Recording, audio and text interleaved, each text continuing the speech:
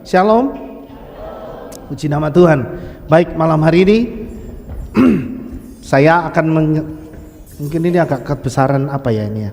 Agak kebesaran echo mungkin ya. Kecilin kali ya. Ya, baik. Malam hari ini saya akan bicara tentang yang namanya diam, saudara. Ya, atau dalam bahasa Ibrani disebut damam. Apa, saudara? Damam. Diam. Ya. Saya terus terang mendapatkan tema ini 2 hari yang lalu ketika saya tidur, ya, dan tiba-tiba kata ini muncul gitu ya. Kata ini muncul. Ketika saya berdoa, Tuhan, saya harus ngomong apa sama jemaatmu? Tiba-tiba kata ini muncul, saudara. Ya, diam. Tapi saya belum mengerti waktu itu. Ya, maksudnya diam ini apa gitu? Ya, maksudnya diam ini apa, Tuhan? Sampai saya merenung, dan malam hari ini Tuhan membagikan sesuatu yang luar biasa ternyata, saudara. Ketika kita mau melakukan aksi yang namanya diam. Ya. Oke, saya akan lanjutkan ya. Yuk, next slide, kita lihat. Begini, saudara. Berjalan bersama Tuhan ya adalah perjalanan yang penuh dengan dinamika. Apa itu dinamika? Dinamika itu adalah sesuatu yang berubah-ubah. Ya, naik turun, ya. Bahkan ada yang mengumpamakan seperti orang yang naik roller coaster. Tahu roller coaster, saudara? Ya, wahana yang naik turun begitu ya, kayak gitu tuh ya kan ya. Nah, ternyata hidup berjalan bersama dengan Bapa Yahweh itu digambarkan kayak gini, saudara. Nah, siapa yang sudah pernah naik roller coaster? Ada? Nah, yang sudah pernah naik roller coaster pasti perasaannya itu campur aduk, saudara ya, antara takut, dredeg, seneng, terus apa lagi? Seru, ya kan? Iya kan? Nah, saya jadi teringat ketika anak saya Afram waktu kolaps, ya, waktu kolaps itu tiba-tiba teman saya dari Israel itu, saudara, teman saya dari Israel, dia kirim WA ke saya. Dia cuma kirim stiker orang yang naik turun begini. Akan ada tuh stiker yang bergerak ya. Orang naik roller coaster yang turun begini, begitu ya. Saya pikir ini orang enggak tahu diri. Saya lagi tegang, dia kirim gambar kayak gini. Apa maksudnya? Gitu. Dia bilang gini. Tenang Aki, dia bilang gitu. Orang Israel itu, orang Yahudi itu kalau sampai kita dipanggil Aki, ya, kalau laki-laki itu Aki, kalau perempuan dipanggil Akoti. Tapi kalau laki-laki dipanggil Aki. Tenang Aki, ya. Kamu berjalan seperti ini, ya, naik roller coaster, itu memang Tuhan izinkan, tapi kamu tidak sendirian. Ada Roh Kudus bersama dengan kamu. Begitu. Saya jadi merenung, saudara ya. Saudara, orang yang naik roller coaster, kalau dia sudah memantapkan hati, kepingin naik wahana itu, dia duduk. Ketika dia ambil sikap duduk, yang harus dia lakukan apa, saudara? Harus diam. Betul kan? Betul kan? Dia harus diam. Mau keretanya muter balik begini, dia juga harus diam. Gak mungkin ketika keretanya naik dia ikut, wah, pecilaan. Malah apa, saudara, yang terjadi? Jatuh, betul kan? Iya kan? Jadi mau dibawa meliuk begini, mau naik turun, wah, bulat-bulat, dia harus diam meskipun dia cuma melek merem. Betul kan? Tapi harus diam. Dengan dia tetap diam, maka dia selamat. Saya merenung, ternyata begitulah cara Tuhan membawa hidup kita, saudara. Begitulah cara Tuhan membawa hidup kita. Saudara tahu, dunia ini adalah sarangnya masalah. Betul ya? Iya kan? Dunia ini adalah sarangnya masalah. Tuhan tahu itu. Tuhan izinkan masalah pasti terjadi dalam hidup kita. Dan masalah itu seperti wahana roller coaster. Saudara akan dibikin muter-muter sampai saudara pusing. Iya kan? Bahkan sampai ada yang muntah. Ada loh, saya pernah lihat videonya itu. Orang naik roller coaster, begitu naik begini, gitu, yang sebelahnya, ya, wah, saya nggak tahu rasanya gimana itu ya. Begitulah cara Tuhan membawa hidup kita. Tapi satu hal yang perlu kita tahu, ketika kita mempercayakan kereta yang kita naiki itu benar-benar aman dan kita diam, maka kita pasti selamat. Amin, saudara. Ada satu fase mungkin dalam kehidupan kita yang Tuhan suruh kita diam.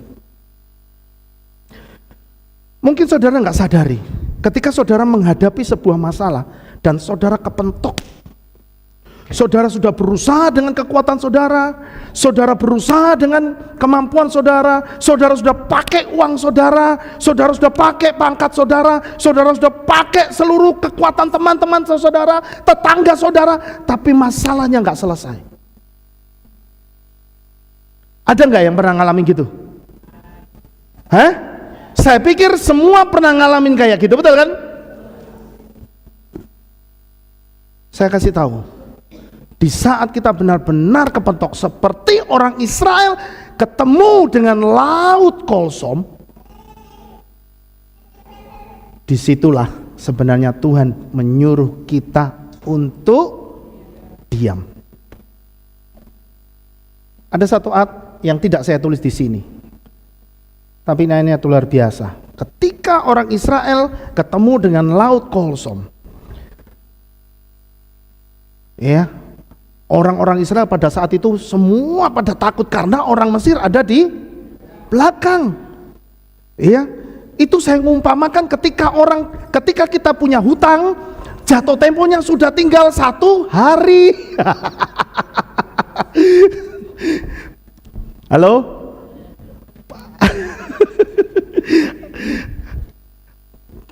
Tahu ya bagaimana rasanya ya kalau sudah punya hutang, jatuh temponya tinggal 1 hari. Kira-kira gimana deg-degannya? Itulah yang dirasakan oleh orang Israel ketika mereka melihat orang Mesir di belakang. Kayak orang yang hutang jatuh temponya tinggal 1 hari. Keluaran 14 ayat 14, Keluaran pasal 14 ayat 14 bilang gini. Mose ngomong gini, Yahweh akan berperang bagimu dan kamu akan diam saja. Ada satu masa, ada satu momen yang Tuhan suruh kita mendengar.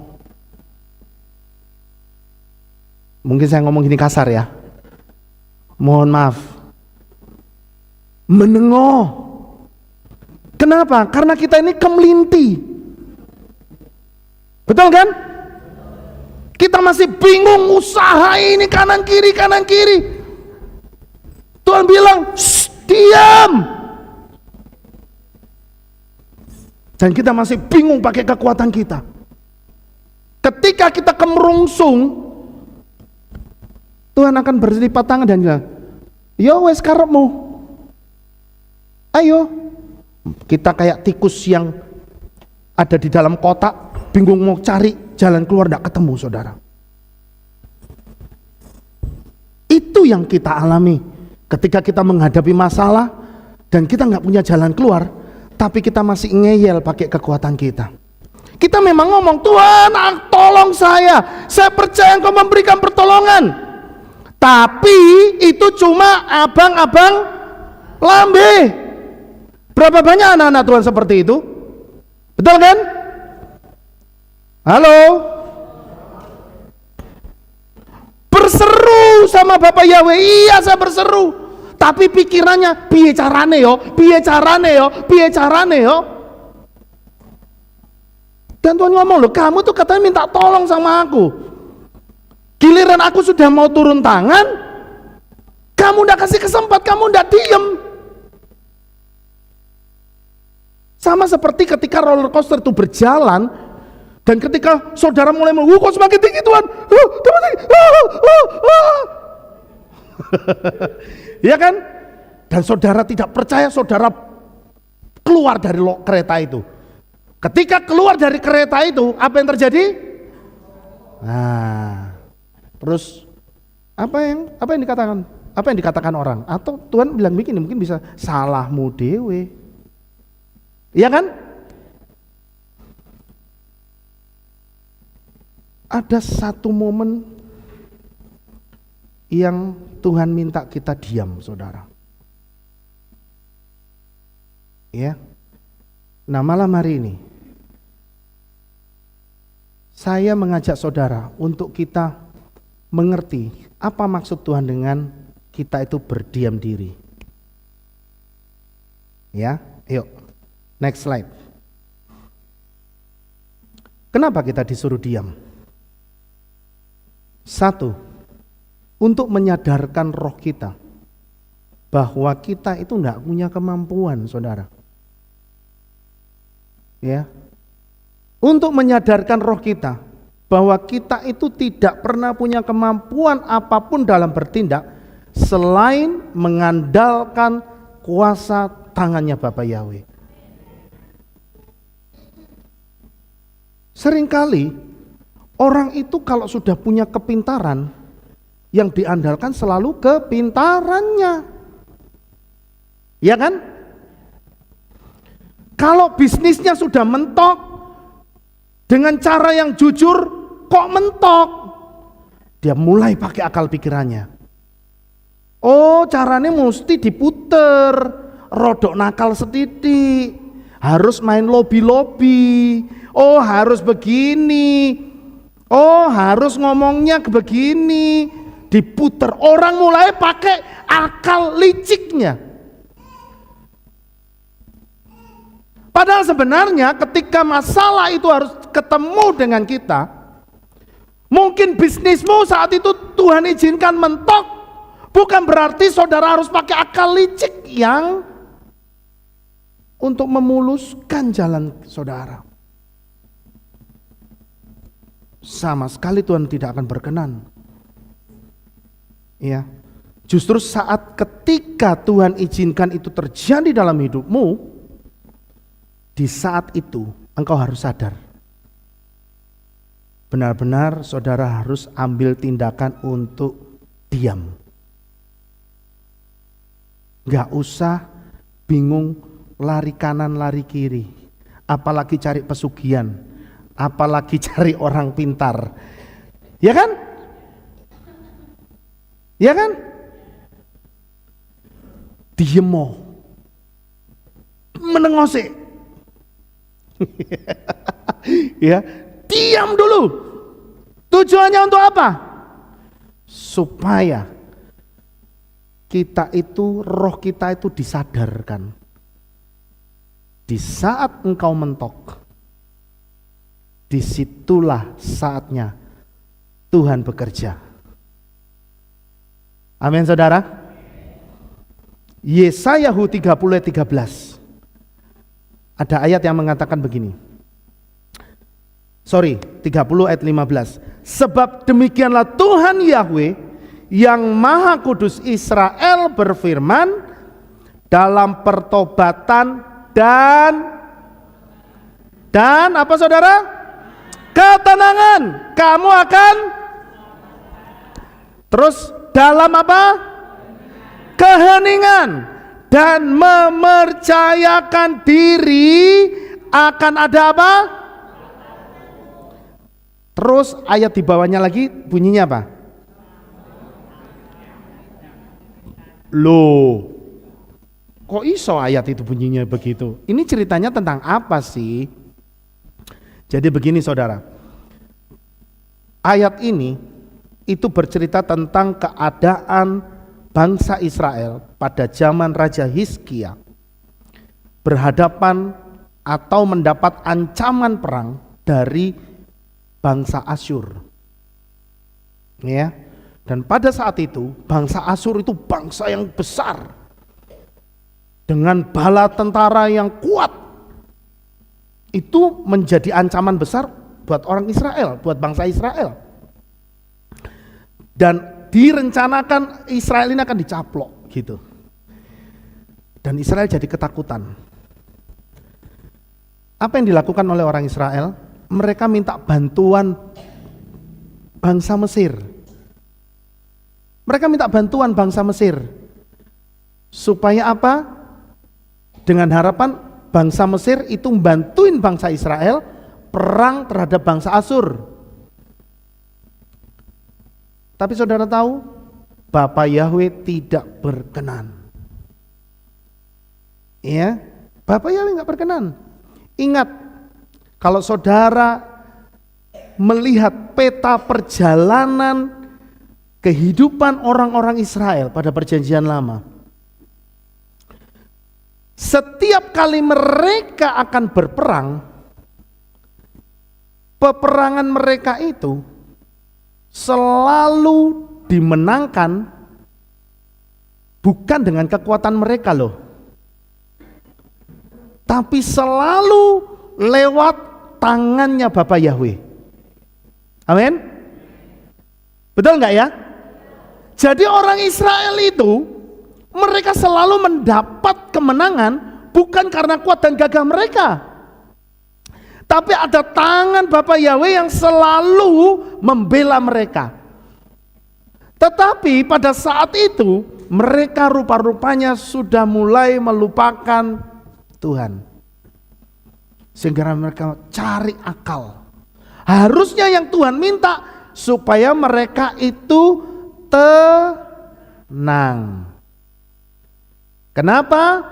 Karena dari pengalaman-pengalaman yang sudah mereka tidak perlu berperang, tapi Bapa Yahweh yang berperang. Namun ketika orang Israel sudah mengambil keputusan cari akal karepe dhewe, Tuhan tidak berkenan. Mungkin itu juga terjadi dalam hidup kita. Ada satu saat mungkin Tuhan kepingin menunjukkan kepada kita bahwa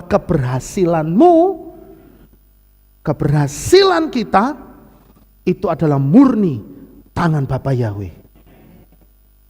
Seneng enggak saudara? Apa yang saudara dapat, apa yang saudara raih itu benar-benar murni pemberian tangan Bapa Yahweh.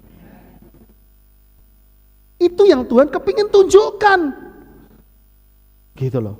Ingat, Bapa Yahweh itu kepingin selalu namanya dipermuliakan. Berikan dia kesempatan. Amin. Gitu. Ya, terus kenapa Tuhan kok jadi marah? Next slide kita lihat. Saya tulis begini, kenapa manusia sulit untuk bisa mengandalkan Tuhan? Karena selalu punya kebiasaan, selalu punya feeling bahwa aku punya duit. Selalu berpikir bahwa aku punya pangkat. Selalu tidak sadar mengandalkan bahwa dia punya pengaruh sosial. Mungkin dia orang yang disegani di kampung itu. Mungkin orang merasa bahwa temanku banyak. Gitu. Ya, bahkan orang kadang yang lebih parah itu karena merasa bahwa fisiknya masih kuat. Iya, saya contohkan ini saya dulu. Ya, saya merasa bahwa fisik saya masih oke, nggak ada masalah, ya kan? Sudah dikasih tahu, jangan suka makan yang manis-manis, jangan suka begadang, nggak apa-apa, ya kan? Begitu kena baru menyesal, saudara. Ya memang, tapi kadang-kadang Tuhan izinkan supaya itu menjadi sebuah pelajaran hidup. Orang itu kadang-kadang ya Tuhan izinkan sesuatu yang tidak enak terjadi untuk supaya kesombongannya diruntuhkan. Ya, itulah sebabnya saya berpesan kepada saudara kita semua, jangan sampai kesombongan saudara itu menghancurkan hidup saudara. Sebelum saudara itu menyesal, saudara harus cepat bertobat. Amin. Amin. Iya. Semua yang ada di dunia ini sifatnya hanya sementara. Kekuatan saudara, ya semua sementara. Makanya adalah sebuah lagu yang mengatakan, hidup ini kesempatan. Ya kan? Jadi saudara, apa yang kita renungkan? Kalau kita masih, Tuhan kasih kita kesempatan, ayo kita pakai sebaik-baiknya untuk melayani Tuhan, untuk menikmati hidup ini. Amin. Ya, untuk jadi berkat buat orang lain. Begitu, saudara. Terus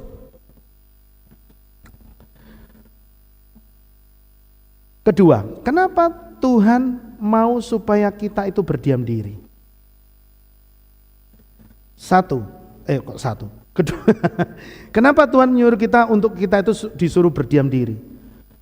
Untuk memberi kesempatan Tuhan berbicara kepada kita dan bertindak. Saya tidak tahu bagaimana cara saudara berdoa kepada Bapa Yahweh. Ya. Tapi kebanyakan orang berdoa itu selalu satu arah. Satu arah itu begini. Kita yang ngomong terus sama Tuhan. Betul enggak? Halo Bapak Ibu. Biasanya kalau kita berdoa bagaimana? Diam atau ngomong? Ngomong toh? Bapak Yahweh, saya mengucap syukur Tuhan, malam hari ini Engkau sudah melindungi dan memelihara saya sepanjang hari. Malam hari ini saya akan beristirahat. Tuhan tolong berikan perlindungan, berikan damai sejahtera. Tuhan berikan tidur yang nyenyak, mimpi yang indah. Bangunkan besok pagi dengan tubuh yang sehat. Saya bisa beraktivitas, bekerja, dan saya bisa memuliakan nama-Mu. Terima kasih Bapak Yahweh buat berkat-Mu. Dalam nama Adonai Yeshua Mashiach. Haleluya.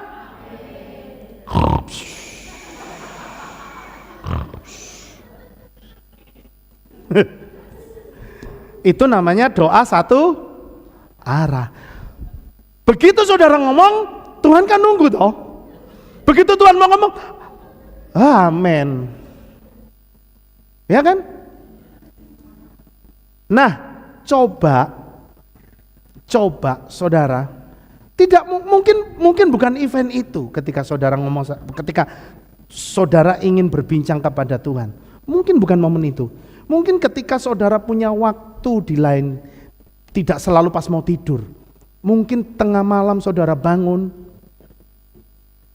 Ya. Coba kasih waktu. Gak usah lama-lama. 5 menit saudara diam. Berikan kesempatan untuk Tuhan itu berbicara kepada saudara.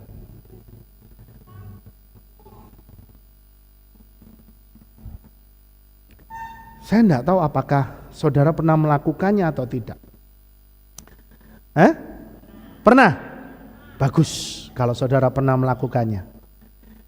Iya. Apa yang saudara tunggu? Ketika saudara diam, apa yang saudara harapkan? Saudara mendengar suara-suara, "Hai anakku, aku sudah datang." Begitu? Enggak ya? Maksud saya begini, ketika saudara itu diam dan memberikan kesempatan Tuhan berbicara, apa sih yang sedang saudara itu lakukan? Maksud saya begitu loh. Kalau saudara kepingin Tuhan memberikan kesempatan tuh Tuhan ngomong pada saudara, apa sih yang saudara harus lakukan? Saya kasih tahu. Iya. Sebenarnya Bapak Gembala sudah ngajarin sama kita. Ya, saudara berikan waktu yang rileks. Ya kan? Kan diajarin gitu ya? Rileks, kan gitu ya? Kemudian kalau perlu kasih lagu-lagu yang mendukung. Tapi ada satu lagi ya, yang saudara tidak boleh lupa. Saudara belajar untuk menghitung berkatmu yang Tuhan sudah kasih pada hari itu. Renungkan saja. Saudara sudah dapat berkat apa hari ini? Mulai dari saudara bangun tidur. Nggak usah ngomong apa-apa. Hanya diam dan renungkan. Hitung berkat yang saudara dapat satu per satu. Hitung. Oh, tadi pagi aku bangun, badannya enak. Tadi pagi aku bangun, bisa minum kopi enak. Bisa enggak saudara? Sebenarnya dengan demikian, saudara itu sedang memberikan kesempatan untuk Tuhan sedang ngomong kepada saudara bahwa, nak, apakah kamu sudah bersyukur kepada aku?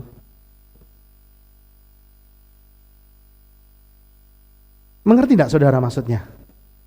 Ngerti ya? Ketika kita diam, kita memberikan kesempatan untuk Tuhan itu ngomong sama kita. Kalau kita sudah bisa menghitung berkatnya satu persatu, tandanya kita itu bisa merasakan kebaikannya Bapa Yahweh. Amin. Kalau saudara sudah pada tahap bisa merasakan kebaikannya Bapa Yahweh, saudara mesti bersyukur, berterima kasih.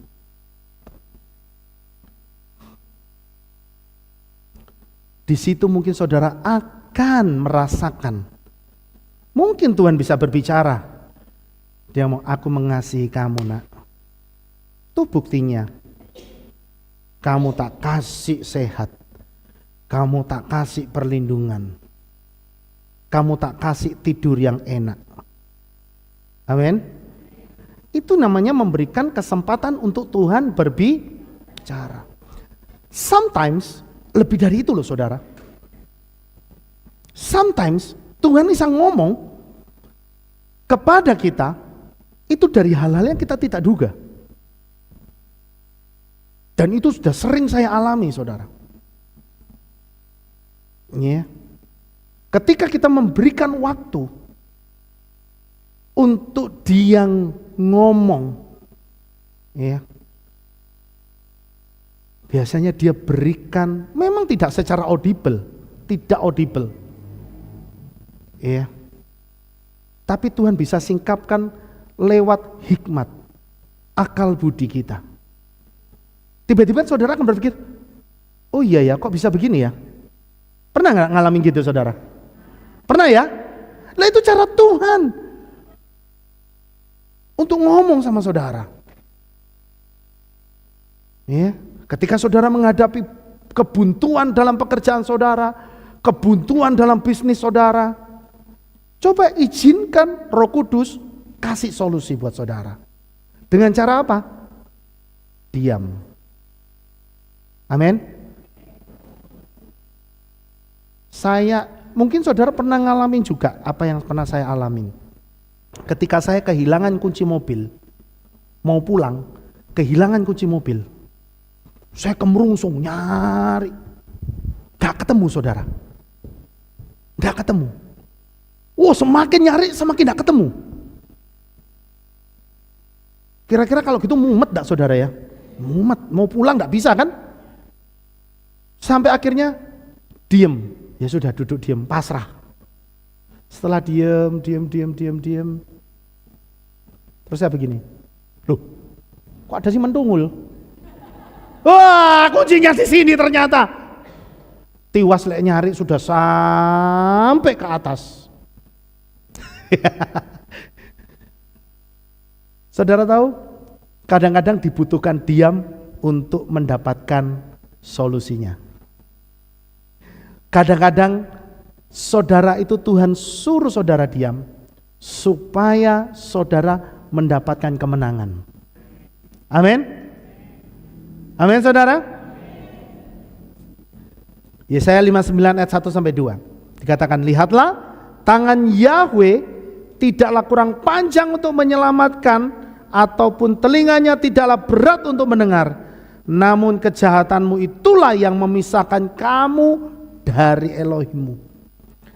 Ya, dan karena dosa-dosamu dia telah menyembunyikan wajahnya darimu untuk mendengar. Ya. Kisah ini, nah ini yang saya ceritakan tadi. Ya, kisah ini adalah saat di mana bangsa Israel pada zaman Raja Hizkia berhadapan dengan Asyur sebagai bangsa yang ditakuti saat itu, sehingga Israel mendekat kepada Mesir dengan harapan bisa dibantu. Tapi Bapa Yahweh tidak berkenan. Alasannya kenapa? Yuk kita lihat. Next slide. Kenapa Bapa Yahweh marah ketika orang Israel minta bantuan Mesir? Satu, karena tidak mengandalkan Bapa Yahweh. Ya. Yang kedua, Mesir itu melambangkan segala sesuatu tentang kehidupan atau kehidupan lama kita, kehidupan masa lalu orang Israel. Sehingga Bapa Yahweh itu marah kalau kita itu kembali kepada kehidupan yang lama atau bertoleransi pada jalan yang tidak benar demi mencapai keinginan kita. Saudara, kita itu makin hari makin dibawa maju terus sama Tuhan. Amin. Jangan pernah kembali kepada kehidupan yang lama. Jangan menoleh lagi ke belakang. Saudara itu sekarang terus akan dibawa, semakin dimurnikan, semakin dikuduskan. Kehidupan saudara itu pasti akan dibawa Tuhan lebih istimewa. Amin. Ya, tapi kalau saudara percaya bahwa hidupmu akan dibawa oleh Bapa Yahweh kepada kehidupan yang lebih hebat, lebih luar biasa, percayakan kepadanya untuk dia memproses engkau dengan caranya, bukan dengan caramu yang lama. Seperti ketika orang-orang Israel tinggal di Mesir. Begitulah maksudnya. Mesir itu berbicara tentang kehidupan orang-orang Israel pada masa lalu. Dan Tuhan sangat benci itu. Itulah sebabnya sampai Bapa Yahweh turun tangan sendiri mengeluarkan orang Israel keluar dari Mesir. Itu saudara. Karena di Mesir itu terjadi hal-hal yang penuh dengan kecemaran. Ya. Itu saudara. Jadi Tuhan mau supaya kita itu memberikan kesempatan untuk Bapa Yahweh itu berbicara dan bertindak memimpin jalan kita. Ya. Terus yang ketiga, kenapa Tuhan menyuruh kita itu damam atau diam? Salah satu sikap kita dalam diam adalah memberi waktu untuk datang berdoa dan beribadah dengan sungguh-sungguh, bukan sibuk dengan urusan pribadi, karir, dan bisnis kita terus. Ada banyak orang, mereka akhirnya meninggalkan ibadahnya. Mereka tidak lagi sungguh-sungguh berdoa. Tidak bisa memberikan waktunya untuk Tuhan. Karena waktunya habis untuk pekerjaannya, waktunya habis untuk keluarganya, waktunya habis untuk ngurusin cucunya, waktunya habis untuk ngurusin tetangganya. Ya, gak punya waktu. Ketika ditanya, kok lama nggak datang ibadah? Ya waduh, sekarang wangel ninggal ke toko. Ya, apakah harus nunggu dibakar dulu kayak di Los Angeles itu, saudara? Ya, saudara tahu, sebenarnya ketika kita itu datang beribadah dengan sungguh-sungguh mencari Tuhan, saudara berdoa, saudara itu sedang melakukan sikap diam loh. Artinya apa? Saudara berani membayar harga, mengorbankan waktumu, mengorbankan duitmu, mengorbankan tenagamu untuk engkau menyediakan waktu buat Tuhan. Amin. Itu yang Tuhan mau. Saudara, yang itulah sebabnya kalau saudara datang beribadah kepada Tuhan di sini, jangan sampai sia-sia. Artinya apa? Saudara pulang gak dapat apa-apa. Jangan sampai. Siapapun yang melayani di sini, saudara harus tangkap berkatnya. Amin. Karena saya percaya saudara, setiap saudara datang untuk beribadah dan berdoa kepada Bapa Yahweh di tempat ini, Tuhan itu sudah siapkan berkat yang khusus buat saudara. Tapi kadang-kadang orang tidak merasa menerimanya. Pulang dengan beban, datang dengan beban, pulang masih dibawa bebannya. Itu yang menjadi sia-sia, saudara. Percayalah, setiap saudara datang di tempat ini, ya, Bapak Yahweh itu sudah siapkan berkat buat saudara untuk saudara bawa pulang, gitu loh. Amin. Ya. Jadi ayo ambil sikap. Ketika kita berdoa, kita datang beribadah, berikan sikap hati yang kusuk. Itu salah satu bentuk diam. Nanti saya akan jelaskan kenapa kok disebut damam. Ya. Sebenarnya dalam bahasa Ibrani kata diam itu ada tiga jenis, ada tiga kosakata. Ya, ada yang disebut khasah, ada satu lagi yang disebut saya kok lupa ya, nanti saya jelaskan. Dan yang satu ini damam, saudara. Damam itu berbicara tentang diam, tapi dia menikmati, mengagumi, itu maksudnya. Seperti ketika kalau saudara itu datang ke sebuah pameran, ya mungkin itu pameran lukisan atau pameran mobil, dan saudara melihat mungkin pameran, kalau sekarang mungkin pameran mobil ya. Wah, kalau sudah pameran mobil kan pameran mobil bagus-bagus tuh. Saudara datang dan saudara diam. Ketika saudara diam, apa yang saudara sedang alami? Saudara diam itu saudara ngelamun, apa nelongso? Aduh, kayak suatu mobilnya gitu. Atau saudara menikmati, mengagumi. Nah, itu damam. Itu yang disebut damam. Wih, apik ini mobil ini. Saya pasti punya. Nah, gitu saudara. Itu namanya damam.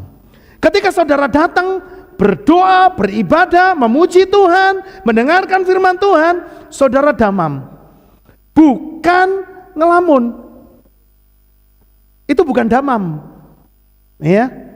Memang sama-sama diam, tapi yang satu diam itu ngelamun, itu yang bahaya, ya. Tuhan nggak mau saudara seperti itu. Yang Tuhan mau ketika saudara diam, saudara itu menikmati. Amin. Saudara menikmati firman yang disampaikan kepada saudara, begitu. Makanya kenapa sih kalau Bapak Gembala kita itu kalau ngomong amin, saudara diem, mesti tanya lagi, loh ini ada orangnya apa enggak tuh ini?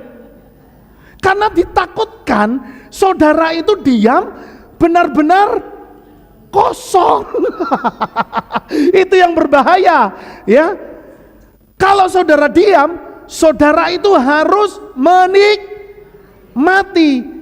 Itu yang masuk dalam kategori damam. bukan demam. Tapi apa saudara? Damam. Memang bahasa Ibrani ini mirip-mirip bahasa Indonesia ya. Iya kan? Kayak kata Boker Tov. Kayaknya kalau orang Indonesia kan aduh, piye ya? Boker gitu kan. Itu kan sudah konotasinya sudah beda ya. Gitu. Jadi mirip-mirip gitu. Ini damam. Apa saudara? Damam. Diam tapi menikmati. Fokus menikmati. Menikmati apa? Menikmati kebaikan Bapa Yahweh. Begitu saudara. Amin. Menikmati hadirat Tuhan.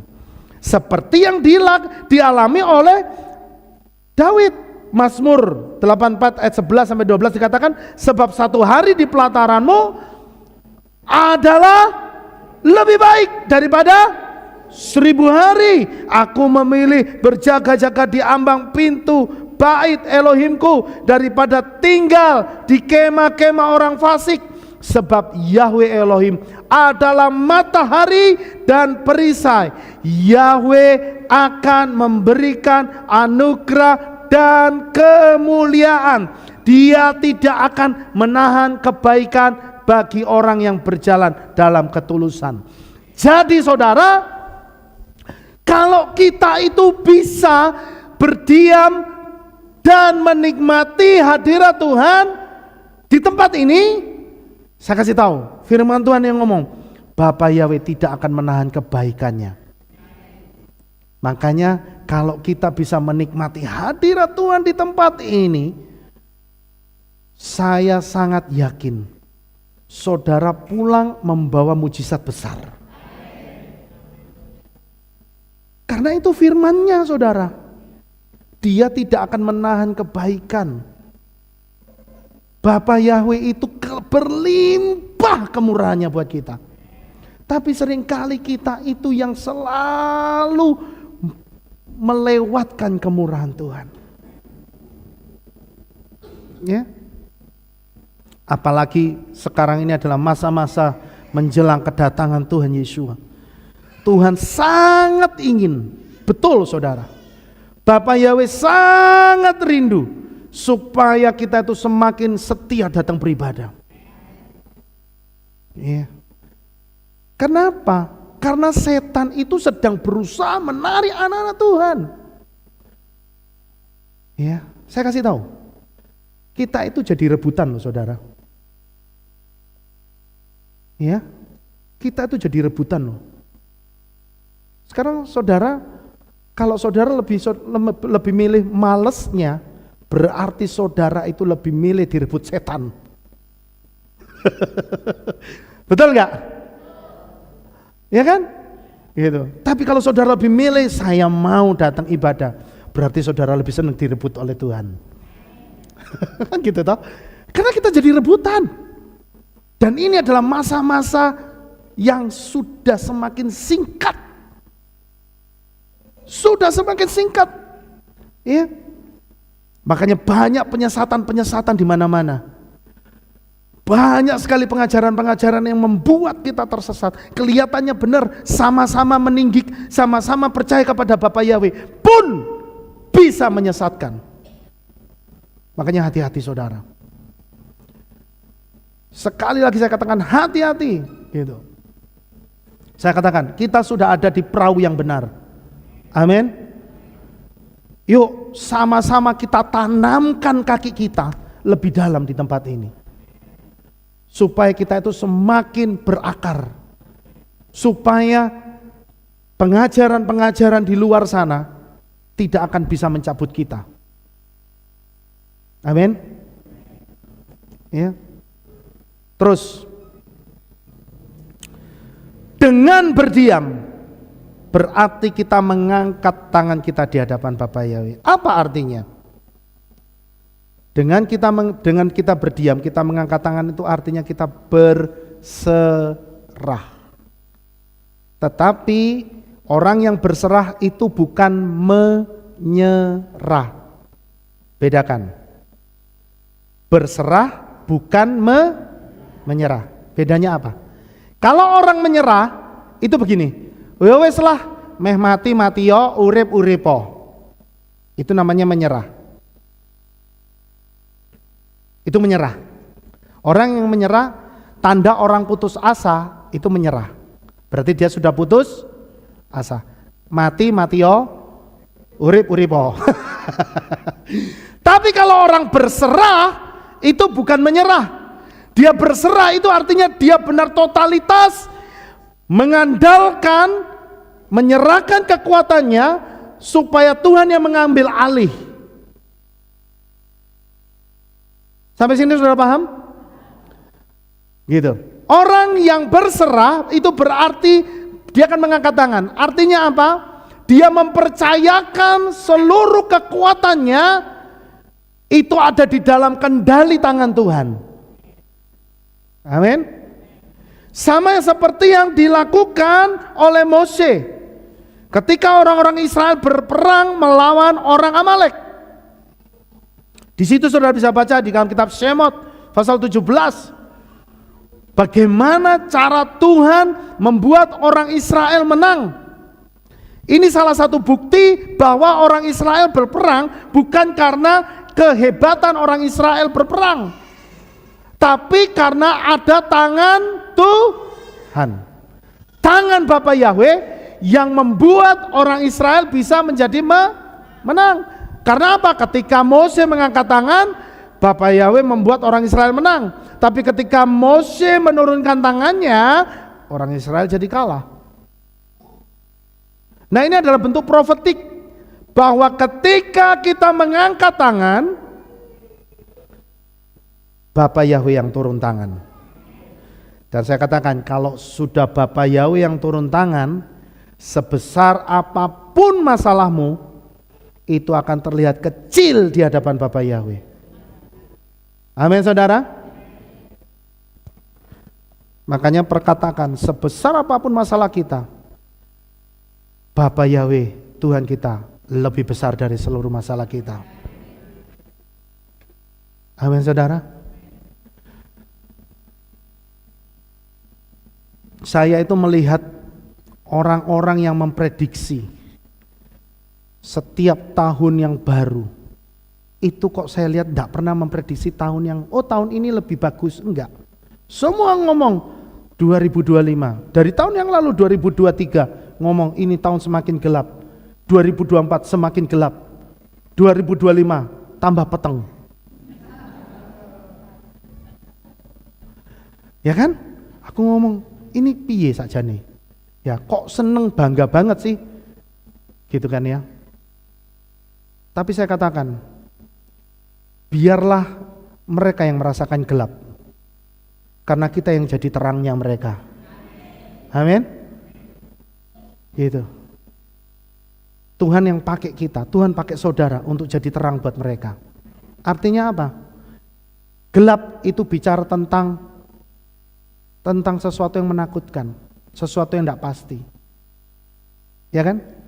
Gelap itu berbicara tentang sesuatu yang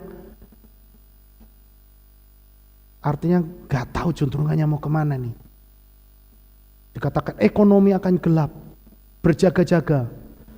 Sekarang investasilah emas sebanyak-banyaknya. Katanya begitu.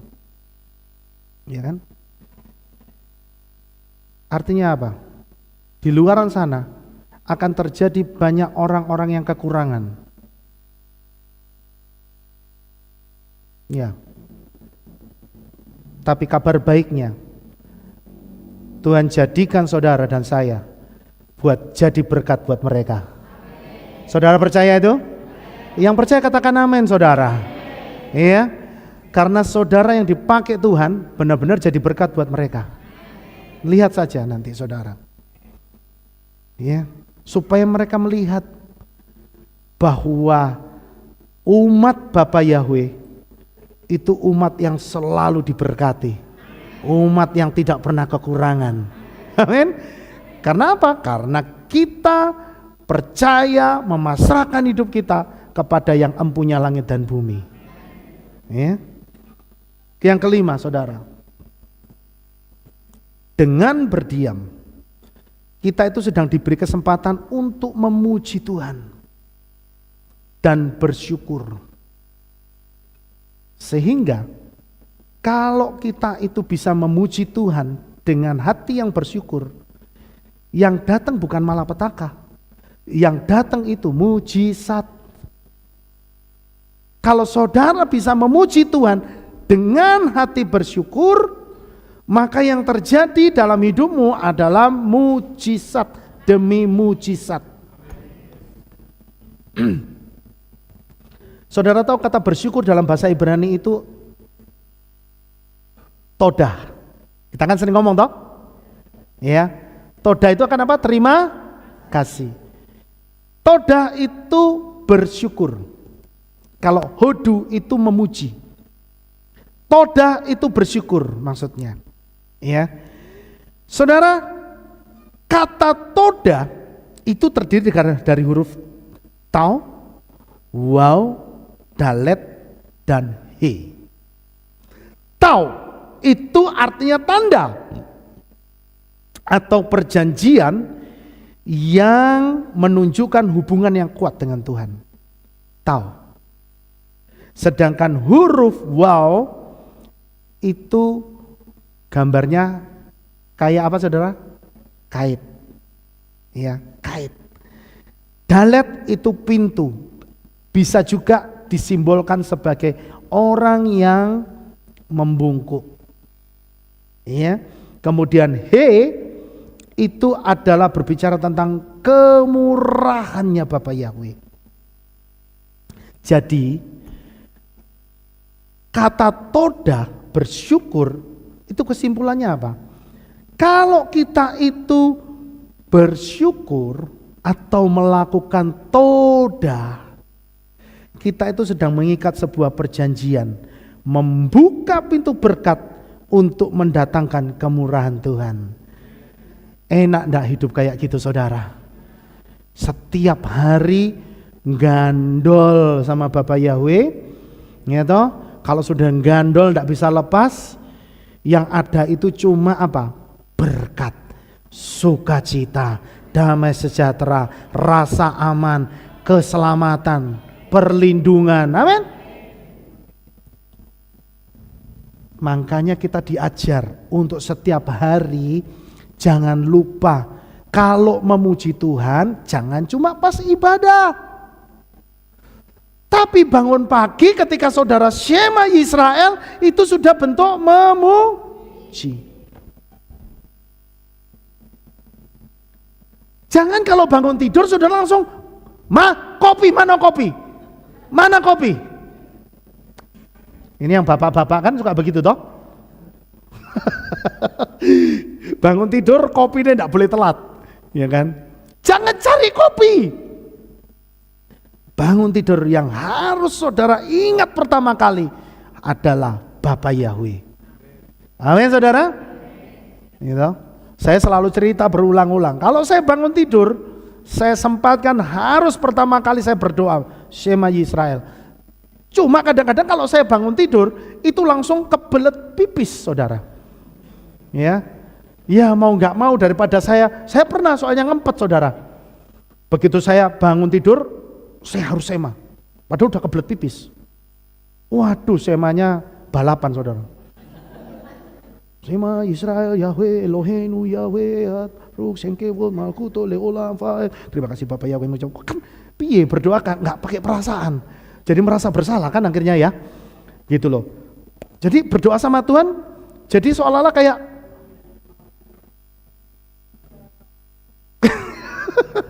iya kan nggak enak lah kayak gitu ya.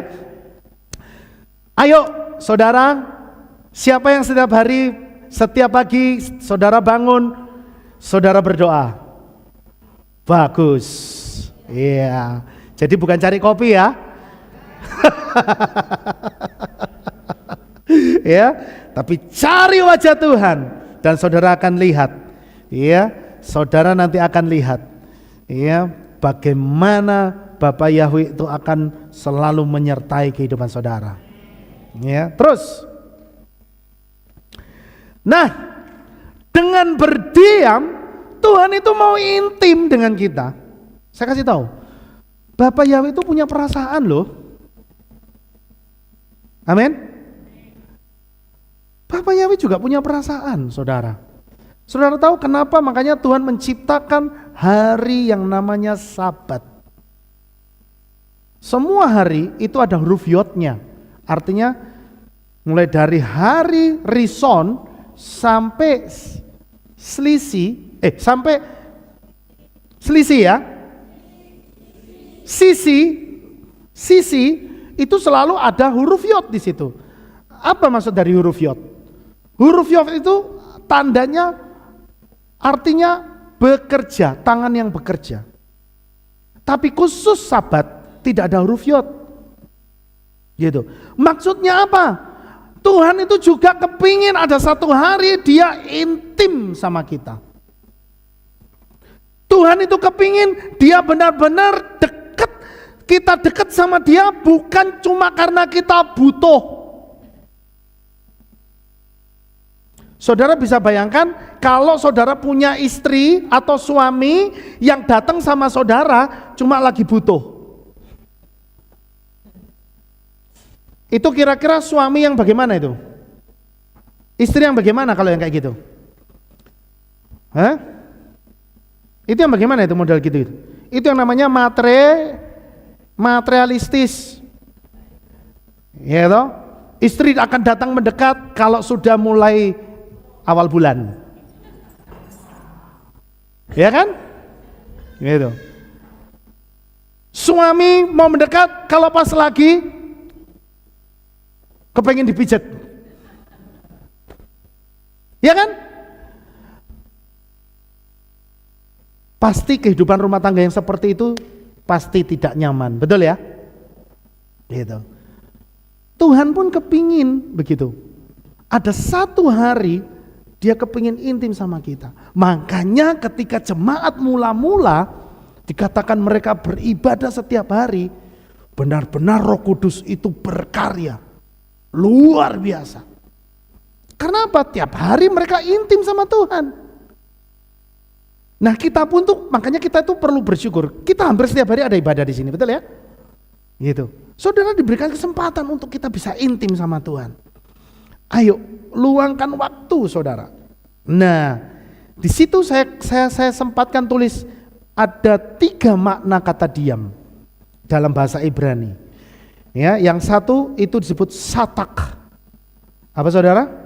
Satak. Itu artinya diam yang tidak bereaksi, kayak patung. Jadi diam yang diam, benar-benar diam kayak patung, itu disebut satak. Satak. Ini benda diam, ini satak. Kemudian dan lagi yang disebut khasah.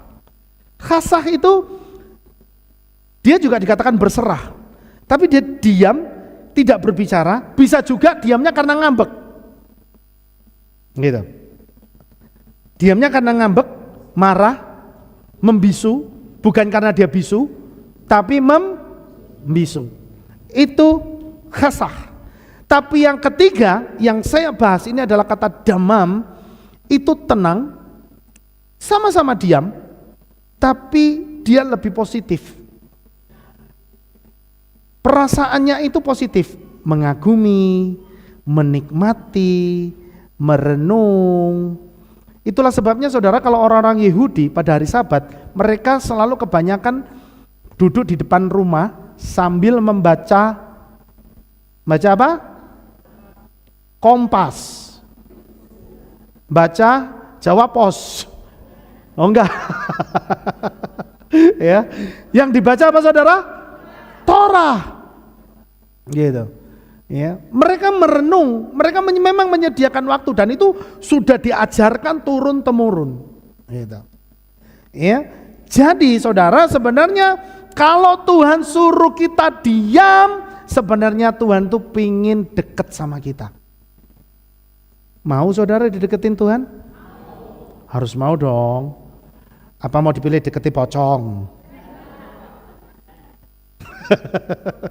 Ya.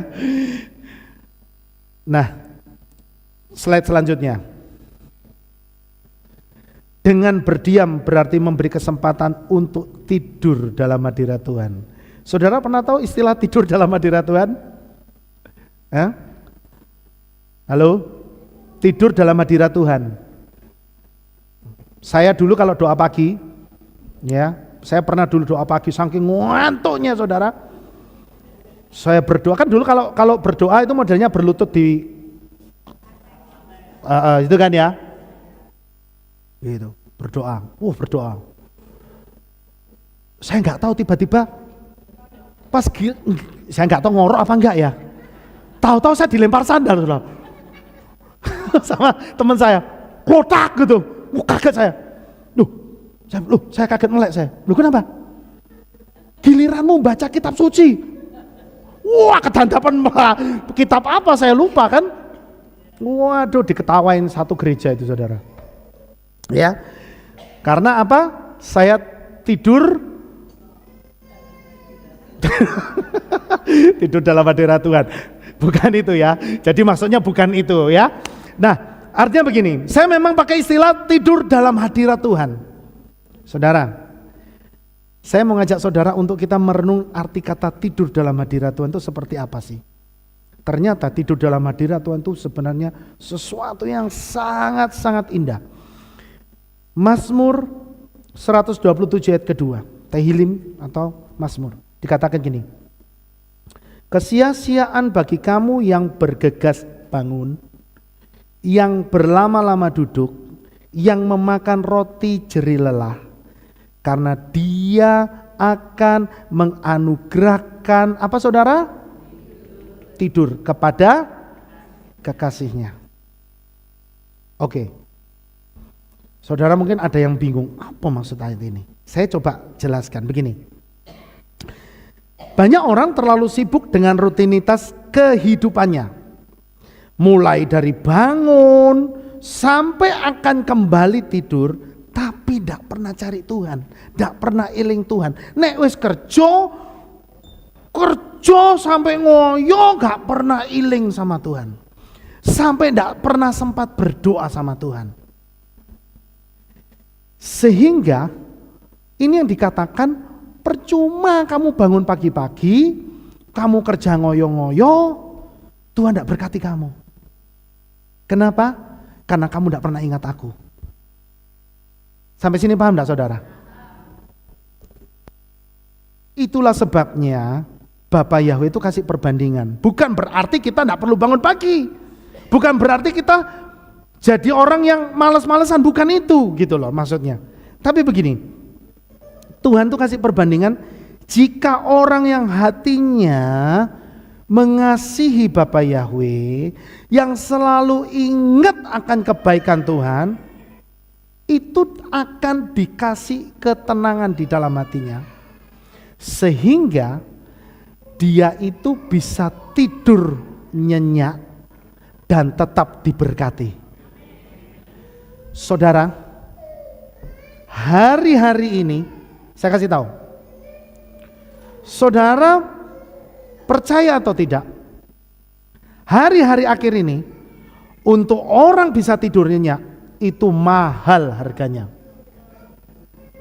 Ya kan? Kenapa? Karena banyak orang stres. Makanya obat tidur itu laku keras. Ya. Saudara tahu? Orang bisa jual kasur harga 100 juta, 200 juta. Untuk membeli apa? Membeli tidur.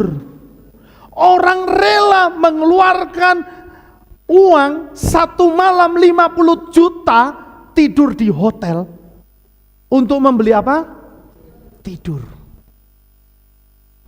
Saudara tahu di Borobudur ini hotel, ada satu hotel namanya Aman Jiwo. Tahu ya? Hotel Aman Jiwo. Tahu berapa semalamnya? 55 juta. Satu malam. Padahal begitu saudara, tahu-tahu wis pagi. Moro-moro wis lewat sudah 55 jutanya. Iya kan? Apa ketika saudara tidur masih kroso? Enggak. Ketika kita tidur, mau di atas tikar kayak, mau di atas kasur, Nek sudah ngorok, rasanya podo. Betul nggak? Makanya, kalau saudara bisa tidur nyenyak, itu berkat. Amin. Jangan remehkan. Jangan remehkan ini, saudara. Makanya saya kadang-kadang itu, saya itu kadang suka lihat itu, kalau dulu kan ada banyak orang di luar sana itu kan ada yang bapak-bapak itu tidur di itu tidur di atas becak gitu ya. Kalau sekarang kan jarang saya lihat begitu ya. Mereka bisa tidur. Kadang-kadang tak lihat kok enak ya tidur ya. Gitu ya. Gitu. Saya pernah praktek, saudara.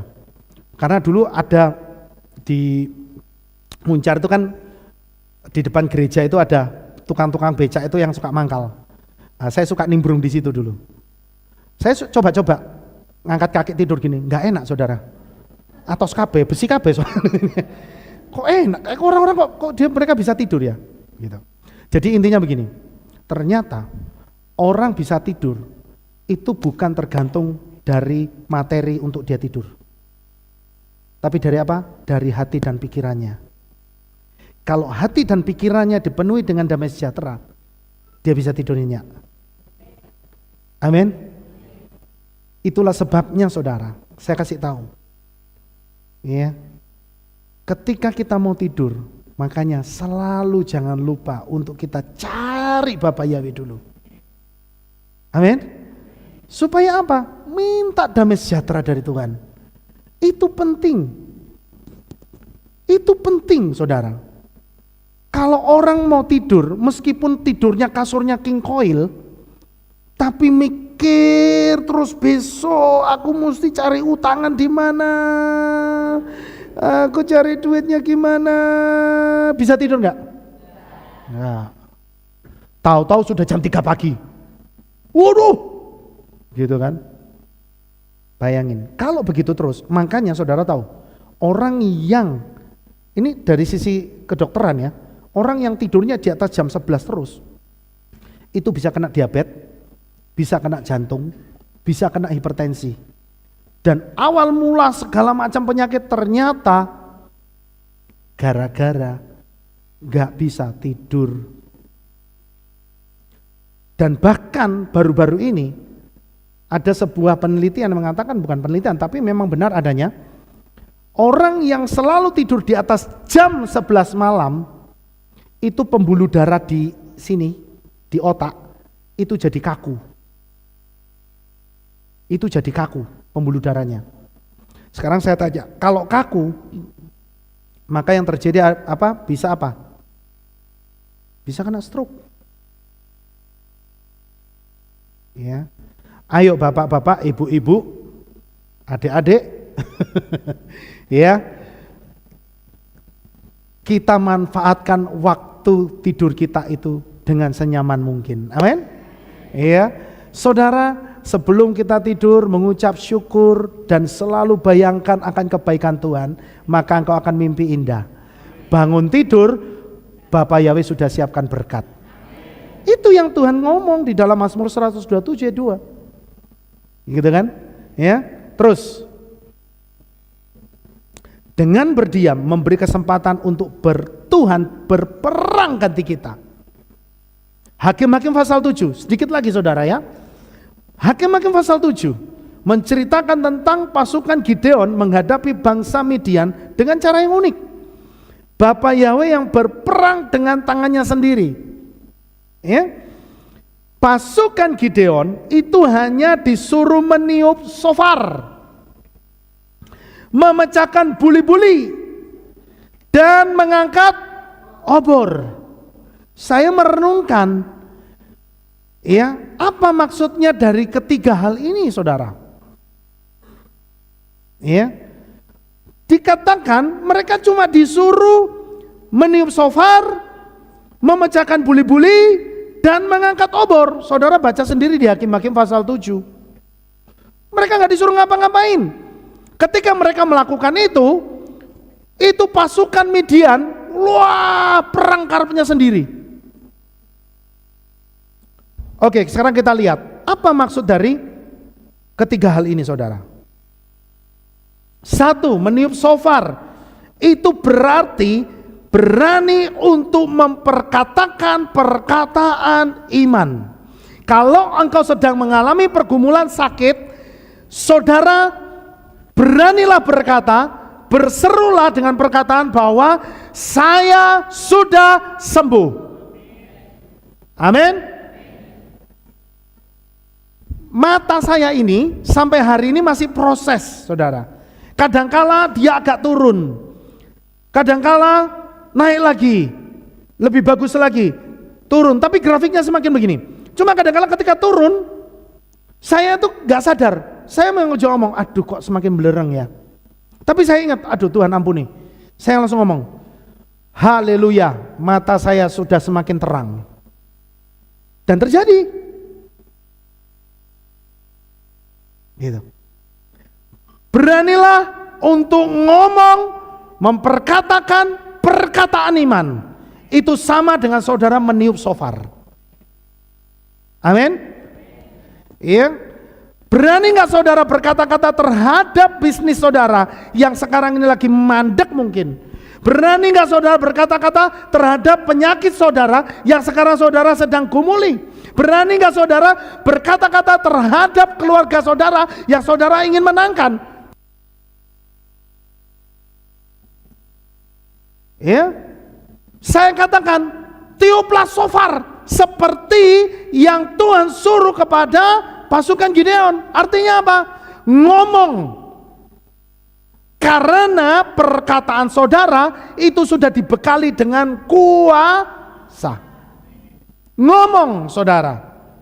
Itu sama saja dengan meniup shofar. Kedua, mengangkat obor. Apa artinya? Bahwa apa yang kita lakukan itu berjalanlah berdasarkan firman Yahweh.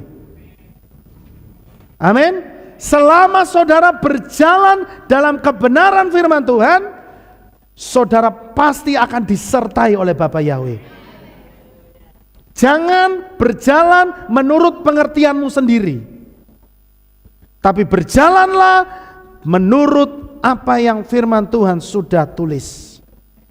Amin saudara. Ya. Kenapa? Karena sekarang ini banyak orang yang berjalan di luar atau keluar dari pakemnya firman Tuhan. Banyak, bahkan para pengajar-pengajar yang mereka mengatasnamakan Bapa Yahweh pun mereka sudah mengajarkan yang di luar kebenaran firman Tuhan. Saya kasih tahu contohnya apa? Mereka berani bernubuat yang tidak ada dasar firman-Nya. Hati-hati. Makanya semua nubuatan itu saudara boleh dengar. Semua nubuatan itu boleh saudara dengar. Tapi jangan lupa, tertulis enggak itu dalam kitab suci kita? Sesuai enggak itu dengan kitab suci kita? Semua itu harus diuji. Itu yang maksudnya mengangkat obor. Yang ketiga, memecahkan buli-buli adalah tanda kita mengimani bahwa Bapa Yahweh sudah memberi kemenangan dalam peperangan kita.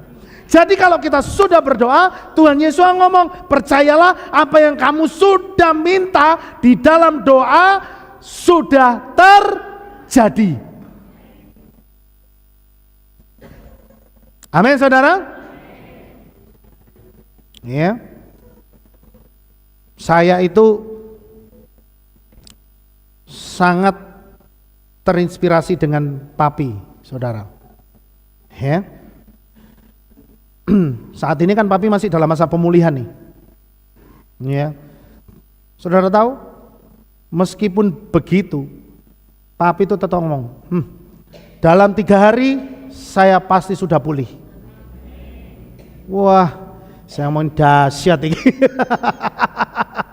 Ya, saya ngomong, iya saya katakan, ya jadi kemarin waktu saya nyambangin ke sana, saya lihat dia ngomong, dalam 3 hari saya pasti sudah pulih. Makanya malam hari ini saudara, nanti sebelum kita akhiri, kita dukung doa lagi saudara. Mau saudara? Ya. Bagaimanapun Papi Lukas itu, Bapak Gembala kita itu adalah panglima kita di sini. Amin saudara. Ya, kita tetap butuh Papi Lukas ada di tengah-tengah kita. Amin. Ya, kita terus berdoa supaya pemulihannya lebih cepat lagi. Ya, ya karena saya tahu memang setan nggak suka memang saudara. Ya, saya tahu banyak orang-orang yang memang tidak suka dengan Bapak Gembala kita. Ya. Tapi saya percaya semua ini pasti akan dapat kita lewati bersama dengan kemenangan. Amin. Ya. Saya percaya Bapak Gembala pasti akan lebih cepat pulih. Itu karena kita semua di sini mendukung dalam doa. Amin saudara. Ya, nanti kita sama-sama berdoa. Terus ini ayat yang terakhir saudara. Matius 11 ayat 28 sampai 29 dikatakan, datanglah kepadaku kamu semua yang berlelah dan berbeban berat, maka aku akan menyegarkan kamu. Itu kata Yesua. Pikul kuku atasmu dan belajarlah dariku, sebab aku lemah lembut dan rendah hati, dan kamu akan mendapatkan apa saudara?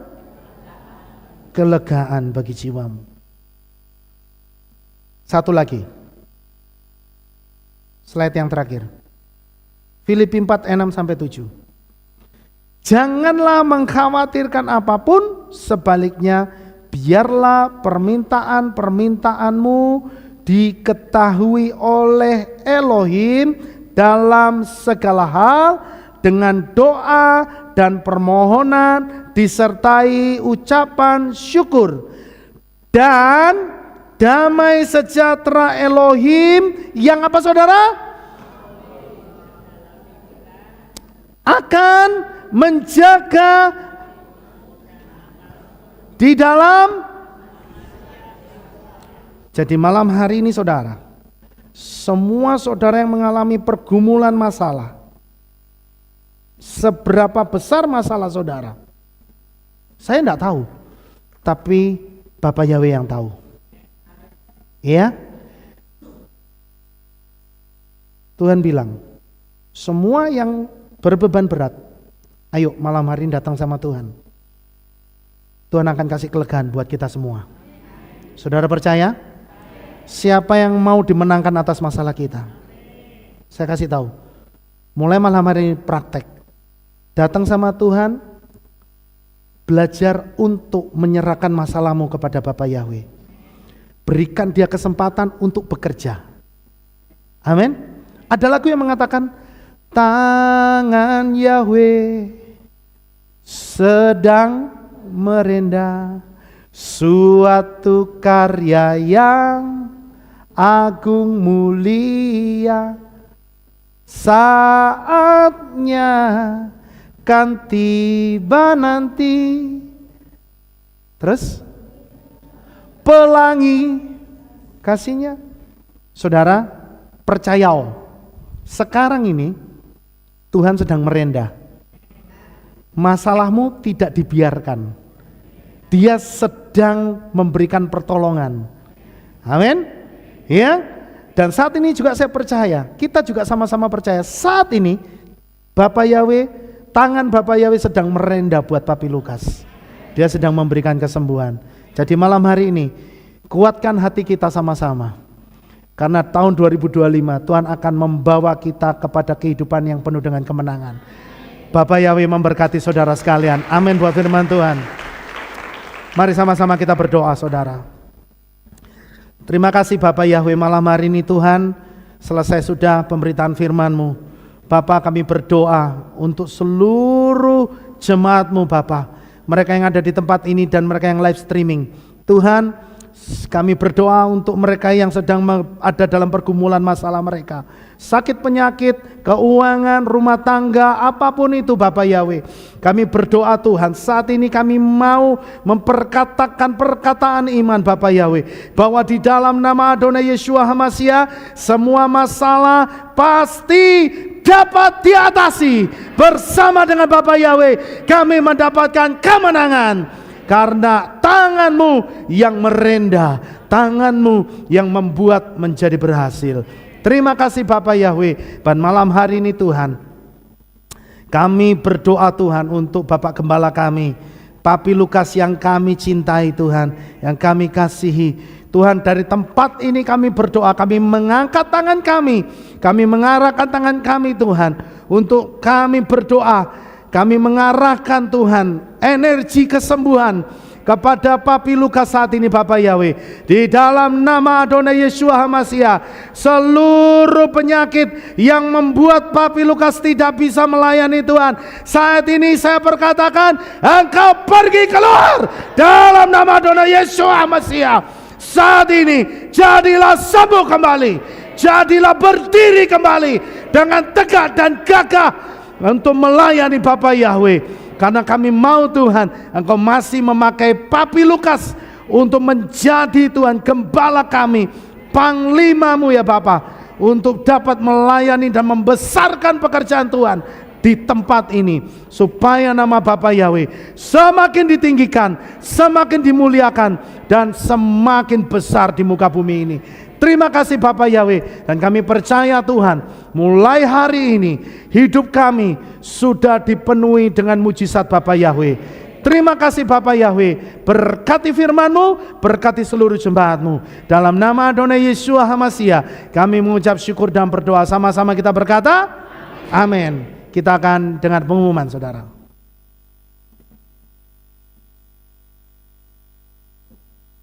Oh, tidak ada. Oke, kalau tidak ada, saya mengajak saudara kita sama-sama bangkit berdiri, dan kita akan akhiri ibadah kita malam hari ini. Kita akan menerima birkat Kohanim. Terima kasih Bapak Yahweh, malam hari ini Tuhan selesai ibadah kami Bapak. Tapi kami percaya Tuhan, penyertaan Roh Kudus, penyertaan Bapak Yahweh itu selalu menyertai kami setiap saat Bapak. Dan kami mau pulang Tuhan saat ini dengan membawa berkat daripada Bapak Yahweh. Karena kami percaya hanya berkat Bapak Yahweh yang menjadikan kami kaya dan damai sejahtera. Terima kasih Bapak Yahweh. Oleh sebab itu saudara, angkat kedua belah tangan saudara dan terimalah berkat daripada Bapak Yahweh. Yevareka Yahweh, oismereka.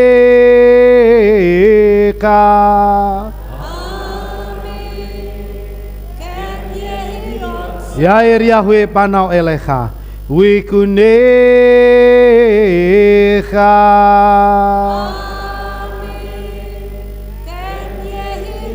Yesa Yahweh panau elecha, Wayashem lecha shalom.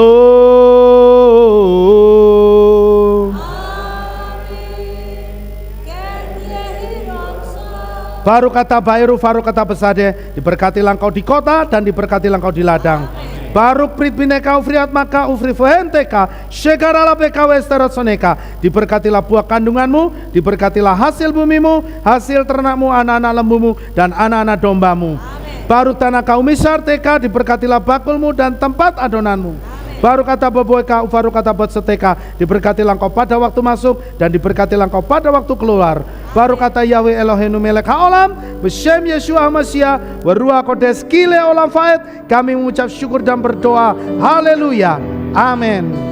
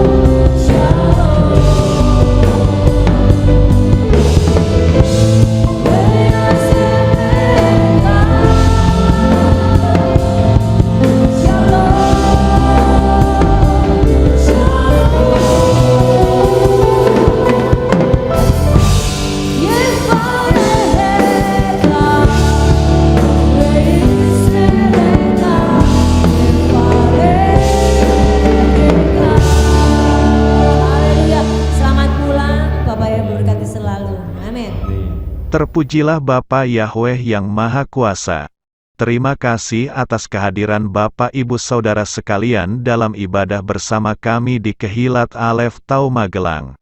Doa saya Bapa Yahweh memberkati dengan kesehatan yang sempurna, damai sejahtera dan berkat materi yang semakin melimpah. Kami menunggu kembali kehadiran Bapak Ibu Saudara sekalian pada jam yang tersedia. Hari Sabat jam 5 pagi, hari Minggu jam 6 pagi, hari Rabu jam 6 sore. Siap sedialah sebagai mempelai Hamasiah untuk menyambut kehadiran mempelai pria kita yaitu Adonai Yeshua Hamasiah di awan-awan yang permai. Amen lehitraot. Shalom, sampai jumpa kembali.